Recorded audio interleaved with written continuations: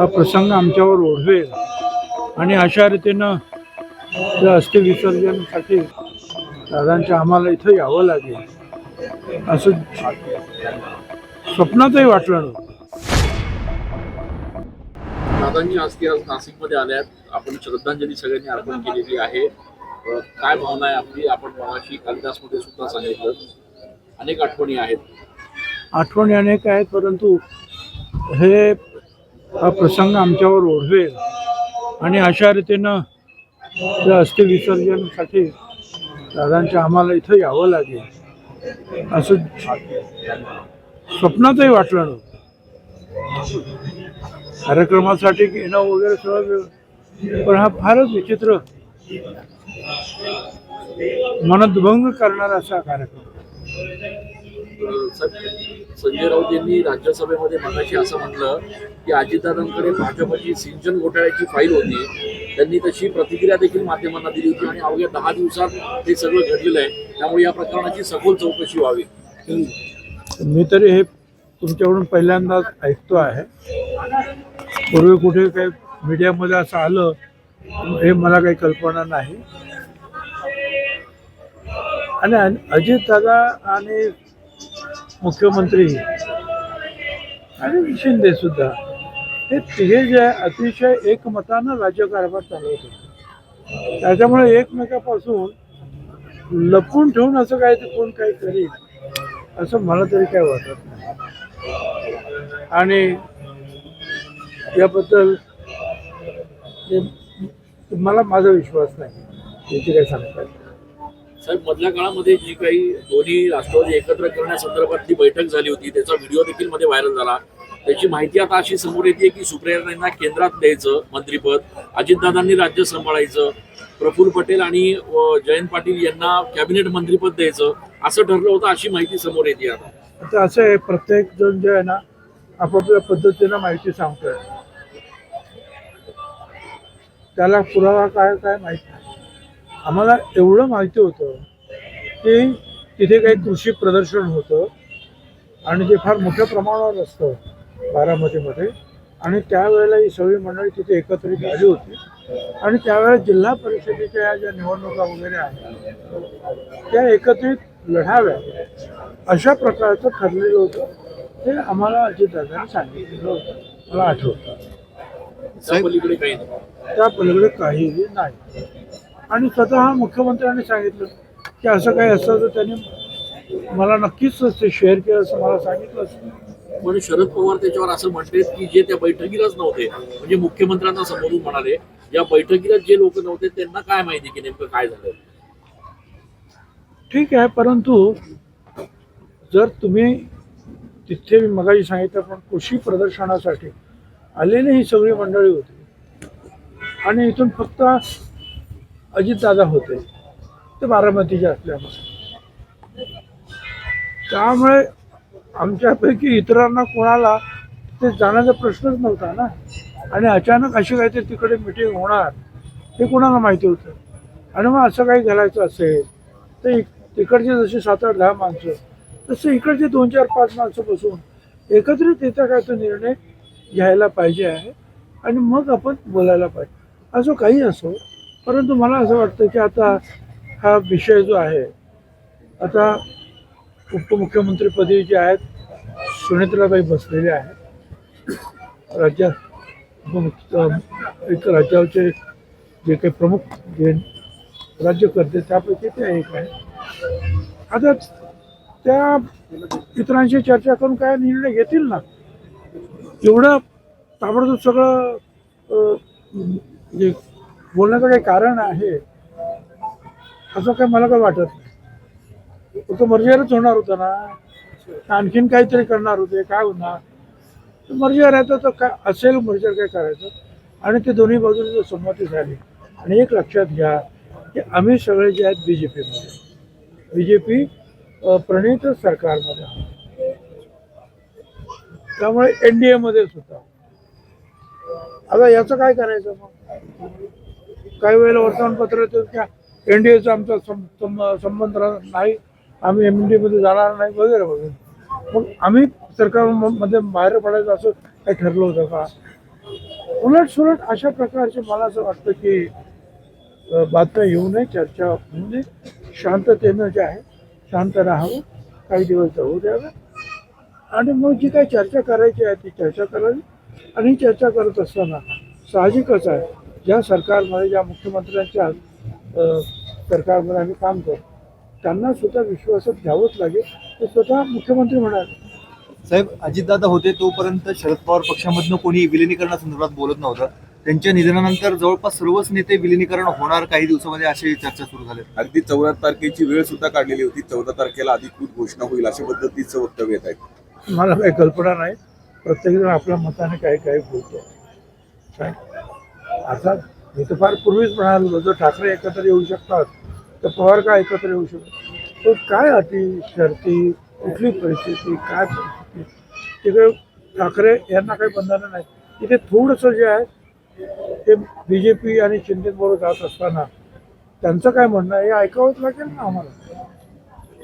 जितेंद्र आव्हाड असं म्हणाले की पक्षाच्या राष्ट्रीय अध्यक्षपदी पक्षाच्या राष्ट्रीय अध्यक्षपदी सुमित्रा पवारच अध्यक्ष असतील असं अमोल मिटकरींनी स्पष्ट सांगितले की त्याच अध्यक्ष होतील. काय हरकत नाही. म्हणजे आमचं काय उद्या सगळी जे आहेत असं आहे ना की त्याची सुद्धा एक मोठंच ऑपरेटिव्ह म्हणजे एक ठरलं फॉर्मॅलिटी आहे. सर्व प्रांताचे जे प्रांताध्यक्ष आहेत देशातील आणि महाराष्ट्रातील एकत्र येऊन त्याचा निर्णय तो घ्या, तो घेऊ. लोकांचं ते मत असेल तसंही होईल. जितेंद्र आव्हाड असं म्हणाले की विलिनीकरणाचा जो मुद्दा होता तो अजितदादांनी त्याच्यासाठीचा पुढाकार घेतलेला होता, मात्र आता मला काही बोलायचं नाही, शेवटचं बोलणं माझ्यासोबत झालं होतं असं जितेंद्र आव्हाड दावा करताय. ठीक आहे. आता प्रत्येकजण दावा करतो आणि वेगवेगळ्या गोष्टी मांडतायत. आता मी तर ते काय ऐकलेल्या नाहीत ना. अजितदादांनी आम्हाला काय सांगितलं. अजितदादांनी आम्हाला कृषी प्रदर्शन आणि ते जे आहे ते 27 तारखेला कदाचित 26 तारखेला आम्ही तिकडे बसलो असताना देवगिरीवर चर्चा झालेली मला ते आठवतं. 26 हे असं झालेलं आहे आणि ती सगळी मंडळी आली होती आणि मी होतो आणि म्हणाले की एकत्र आम्हाला घड्याळावर लढायचं आहे. इथपर्यंत काहीतरी चर्चा झालेली असं मी तरी ऐकलेलं आहे. पण याच्या पुढे आणखीन काय होणार, काय ठरलं हे काय आम्ही माहीत नाही. तुम्ही मत म्हणताय की एका चिन्हावरती निवडणूक लढायचं ठरलेलं होतं असं चर्चा झाली. मिटकरी पण तेच सांगताय. अशी चर्चा झाली. कारण आता ह्या मागे सुद्धा तर लढलेच ना एकत्रित पुण्यामध्ये आणि इतर ठिकाणी. असं एकत्र लढू असं काहीतरी चर्चा झाली असं. साहेब, सुरेंद्र पवार या उपमुख्यमंत्री झाल्यानंतर त्यांच्याकडे पक्षाची जबाबदारी आल्यानंतर किती शक्यता वाटते तुम्हाला किंवा दोन्ही राष्ट्रवादी आता एकत्र येतील, त्यासाठी तुमच्या पक्षातून कोणी पुढाकार घेणार आहे? असं आहे की पुढे काय होणार याबद्दल मी काही सांगू शकत नाही आणि राजकारणामध्ये उद्या काय होणार हे काही सांगू शकत नाही. आता हे जे काय चाललं होतं अचानक असं अजितदादाचं काही होईल असं काही वाटलं का आपल्याला. आता काही लोक सुनेत्राताईंबद्दल बोलतात. इंदिरा गांधींना सुद्धा ज्या वेळेला त्या पदावर प्रमुख बसवलं त्यावेळी काय ती गुंगी गुडिया पण ती गुंगी गुडिया जी आहे तिने देशाला आणि जगाला चमत्कार दाखवले. त्यामुळे आपण सगळ्यांनी जे आम्ही तर ठरवलं की सुनेत्राताईंच्या बरोबर काम करायचं, त्यांना सहकार्य करायचं. त्यांच्या नेतृत्वाखाली जे काही आता पुढे ठरेल सगळे नेते बसून ते होईल. साहेब, सगळ्या लोकांमध्ये, जनतेमध्ये, त्याचप्रमाणे राष्ट्रवादीच्या पण कार्यकर्त्यांमध्ये एक प्रश्न असा आहे की नेमका धोका असा काय होता राष्ट्रवादीला की ज्याच्यामुळे एवढ्या घाईघाई निर्णय घ्यावा लागला आणि सुनेत्रा पवारांना उपमुख्यमंत्रीपद द्यावं लागलं? असं मोकळं ठेवून काय फायदा होतो. चर्चाच होत होत्या ना. आता ही तरी 3-4 दिवसांनी झाली. मर्जरची चर्चा तुम्ही पहिल्या दिवशी सुरू केली. समोर अजितदादांचं जे आहे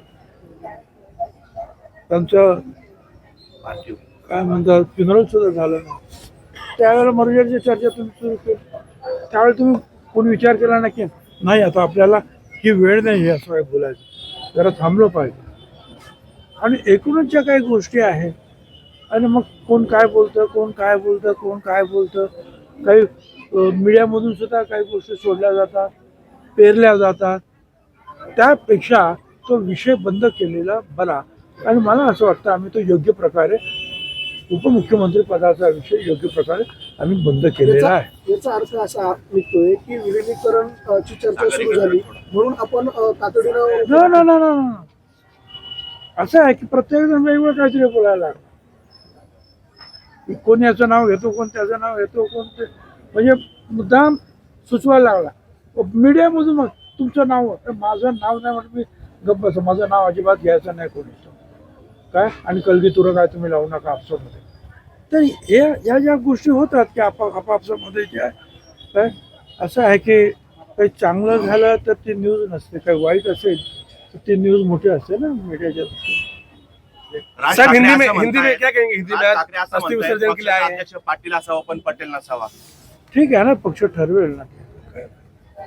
पक्ष ठरवेल, पाटील आहे, पटेल आहे, आणखी तर ते आता त्या स्वतः सुनेत्राताई बसलेल्या त्या समंजस खासदार आहेत, त्यांनी काम केलेलं आहे. बारामतीमध्ये सुद्धा ते प्रत्यक्ष काम करतच होत्या वेगवेगळ्या ठिकाणी. सुशिक्षित आहेत, त्या ग्रॅज्युएट आहेत, समजतं त्यांना काय करायचं ठरवतील ना. साहब हिंदी में क्या कहेंगे? आज अस्थि विसर्जन के लिए आए हैं. दुख की बात है, जिसको कभी कभी सोचा भी नहीं था कि ऐसा हमें ऐसे प्रोग्राम के लिए आना पड़ेगा, ऐसे कार्यक्रम के लिए, अस्थि विसर्जन के. दुर्भाग्य बात है, हमारे पूरी जिंदगी में बहुत बड़ी दुर्भाग्य की ये बात है कि ये काम करने के लिए हमें यहाँ आना पड़ा. दोनों राष्ट्रवादी एकत्र आने का जो चर्चा चल रही थी उसके बारे में क्या? भाई चर्चा है, अब सुनेत्राताई वहाँ बैठी है, वो DCM है, उप मुख्यमंत्री, और ये लोग सब चर्चा करेंगे. अगर होना है तो होगा, नहीं तो चला है. तुम्हाला चौघांना राष्ट्रवादीतले जे प्रमुख लोक आहेत, तटकरे साहेब आहेत, तुम्ही आहेत, मुंडे साहेब आहेत, त्याच्यासोबत पटेल साहेब आहेत, या चौघांना विशेषतः या सगळ्या शपथविधीच्या दरम्यान टार्गेट केलं गेलं असं वाटतं का? सोशल मीडियावर जोरदार टीका केली जाते तुमच्यावर. आमच्यावर आणखीन टीका करा, पण या टीकेचं रोख फक्त काय असतो ते लवकर केलं. माझं म्हणणं असं, मुख्य मुद्दा काय आहे, आम्ही योग्य व्यक्तीला या परिस्थितीमध्ये त्या जागेवर बसवलं की नाही ते बोलण्याची हिंमत कोणीतरी दाखवा. आम्ही योग्य ठिकाणी, आम्हाला जे वाटलं की आमच्या पक्षामध्ये आता हा निर्णय घेणं योग्य आहे, आम्ही आमच्या पक्षाचा निर्णय घेतला आणि तो अंमलात आणला. आणि त्यासाठी साहजिकच जे आहे तो अंमलात आणण्यासाठी मुख्यमंत्र्यांची, राज्यपालांची त्या सहकार्याची गरज असते. पण राज्यपाल सुद्धा अंबालावरून तिथे परत आले आणि त्यांनी जे सांगितलं ठीक आहे तुम्ही हे करा. आम्हाला वाटतं आमच्या पक्षाच्या दृष्टीने महत्त्वाचा विषय आहे तो आम्ही केला. आता त्याच्यात त्याला तुम्ही चांगलं म्हणा, वाईट म्हणा, काय म्हणायचं ते म्हणा, आम्हाला त्याच्याशी काही कर्तव्य नाही.